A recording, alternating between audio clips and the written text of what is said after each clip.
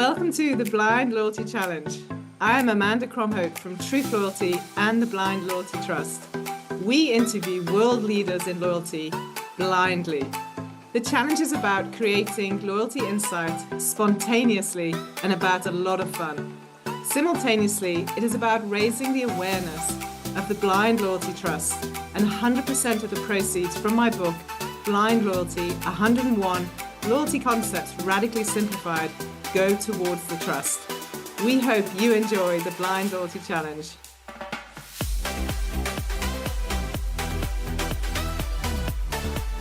Welcome to today's Blind Loyalty Challenge. So Cape Town is where I am, and East Coast USA is where Yu-Ping is. Yu-Ping Liu-Thompkins, she is such an expert in a particular part of loyalty that I'm going to pick her brains on. But before I do, I want to introduce you to her.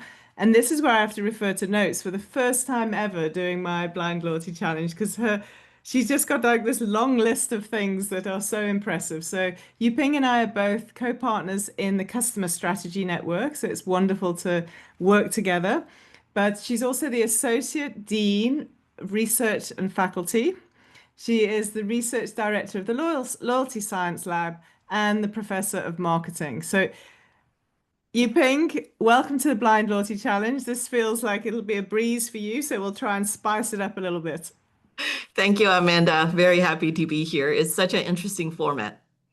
Yeah, it's super. We've interviewed each other. Well, I've interviewed you before on more formal formats, so let's have a little bit of fun in a more relaxed environment. So the first question is actually set by Nick Watson, who is from Marigold, the platform Marigold. His question, and I really like this question, is how important is the customer phase, the life cycle phase of onboarding, and which brands are getting it right? Okay, so let me just clarify your question here is regarding the different life cycle during the onboarding process, or are we talking about the life cycle over the course of the entire program? The entire program. So how important Okay. is that onboarding piece? Yeah. Yeah. So it's definitely a very important process. I would say that the early engagement, a quick engagement of the member into the program will probably determine the long-term success of the program. And so I'll give you one quick example from my own research. In my research, part of that is studying habit development under loyalty programs. Yeah. And so when we look at how people actually develop, how their habit actually evolves after joining a program, what we find is that whether you offer them a joining bonus, for example, actually has an impact for the long term, a year or two later, whether they form a strong habit of buying from your company or not. And Incredible. so that's just one aspect of of how the onboarding process and what you do with customers can potentially have a long-term impact. Do you know what? I spend half my life trying to persuade organizations that that is true. So I think I need to dust off your research and give them more facts and figures. So, but I know it's true. We see it as well, but I think we might need to Yep. dust off the real evidence. So thank you for backing that up, and I'm sure Nick will be super happy with what you've just said. So the second question, so you're no stranger to all of us in the loyalty industry, and you're real amongst many other things, but your strength that I know you for is consumer psychology. So in fact, you are a contributor to Blind Loyalty, chapter 99, which is around consumer psychology. So what for you is the most surprising insight from consumer psychology? That's something we're probably not going to know about.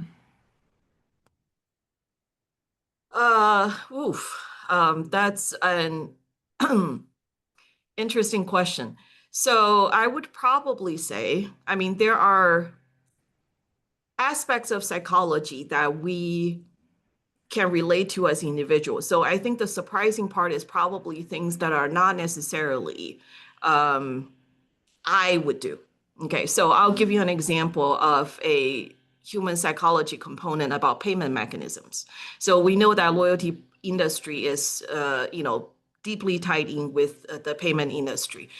So in my discussion with consumers and including also our students over here, there is a general sense of spending using cash versus spending using cards actually have completely different psychology. So in my very rational mind, that's how I treat, spending and money and so forth. I treat the two basically as the same thing. So whether I'm Yeah. buying things with either one, it's the same thing. So what research has shown is that uh, not saving, but the cash itself makes people more likely to save and less likely to spend. Hmm. So even if it is the same price, same product, if consumers are spending cash, they are more likely to feel something called pain of pain, which is basically Okay. associated with the psychological pain that you receive when you actually pay for something. And You so versus physically hand over cash. exactly the so Yeah. credit card tends to be a bit more abstract medium, so people feel a little bit less of that psychological pain. I wonder if now tap and pay is even less of a cycle, less painful. Because it's very friction free, right? So there is no, Yeah. you literally, especially it could also be your phone too, right? You use your virtual wallet and you just tap your phone to the terminal Or your and you're watch. done already. Yep. You pay with your watch, you just swipe your wrist. I wonder if I just would spend crazily if that was the case. Yeah. So there are consumers, their psychology or their strategy for trying to save money is basically just only carrying cash with them. Very interesting. That's super. I knew it was a great question. My third question is still in consumer psychology, and it Yep. is what are the majority of loyalty programs out there completely missing that you know about that they're just not taking into account? Um, I wouldn't say necessarily all of the programs are necessarily missing the ingredient, but I would say a lot of loyalty programs are missing the mark is to go beyond that points mechanism. So I think it's so easy. What I've seen repeatedly in the industry is that we have competitors who offer points and rewards, and therefore we need to do that too. Let's go figure out, this point ratio, that, all of that economics things associated Yeah. with it. But I think the true value of the loyalty program really comes in from the data, what you can learn about your customers. So that back end of how are we using that data analytics to drive not just how we're managing the loyalty program, but actually driving the product lineup, driving the marketing strategy for the entire firm. I think a lot of brands are not necessarily at the level they really can be for that. Yeah, So I think yes. they're losing out a lot on that value. Yeah, stunning. Absolutely. Great, great, great. In fact, we've just been working with a client now, understanding the impact of points versus points plus, and it's super obvious again, but it's these kind of questions that keep getting asked. Yeah. Amazing, you being sailed through three easy three easy questions, Thank but you. none less interesting. Who would you like to tag for me to chat to after yourself? Yeah, I have so many names in my mind, but I'll offer two. One is the actually two of the individuals, both of them are on the advisory board for the Loyalty Science Lab. One of them is Douglas Glazer. He was very recently the VP of Loyalty at Fanatics, the in the US. And so he has a lot of experience starting, running, managing loyalty programs. And I think he would have a lot of good things to be able to say about economics and Yeah, the growth of loyalty programs. The stunning. other person I would like to recommend is Kelly Peters. She leads the behavioral science practice at Deloitte Canada. And so she's absolutely an expert on behavioral economics and very knowledgeable in that area. And I think we can all appreciate the application of that in the loyalty industry. Absolutely. Both of them sound absolutely delightful. Perfect. Thank you. Thank you. Hmm. And any kind of question you want to challenge someone else on? Um, Good question. So, what do I wanted to know? I would probably say that one of our interests at the moment is to explore the role of AI in loyalty. And so for any of your future guests, one of my curiosity would be, what are you doing with AI in loyalty? And what have you seen as some of the success cases of applications of AI in loyalty? Yeah, it's wonderful. Do you know what? It comes up so often. And you know what's really interesting? And I'm a bit embarrassed to admit this, but it's reality. Blind Loyalty was written 3 years ago, went to print 2.5 years ago. There's no mention of AI in Blind Loyalty. That's how fast it's been. Like now, I Yeah, don't go a day without absolutely. talking about it.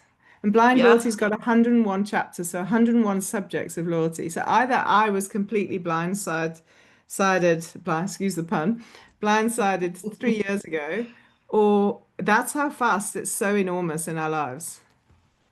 The this AI is really growing very fast, and I think we need probably tagging on a 102, chapter 102, Yeah, after yeah. the expanded edition. In fact, I do mention it in another chapter. So there's chapters Mhm. about data and insight, and I Okay. make reference to AI being augmented intelligence rather than Mhm. artificial intelligence. So I Yeah, remember that quote, but that's all I say about it. So it's a but self-criticism that's maybe, but a reflection of how fast it's all gone. I think the augmented intelligence angle is a really good one though, because I think at least at the current technological stage, it's all about human and AI working together, right? Yeah. So I think that aspect of augmenting the human intelligence with the artificial intelligence is exactly what's making a difference, at least in my Yeah. opinion. 100%. Without it, we'll be in a lot of trouble. So absolutely. Yeah, Thank you, Yuping. We got a bonus discussion about AI and augmented intelligence. So thank you for yeah. doing the Blind Loyalty Challenge. Thank you for having me here.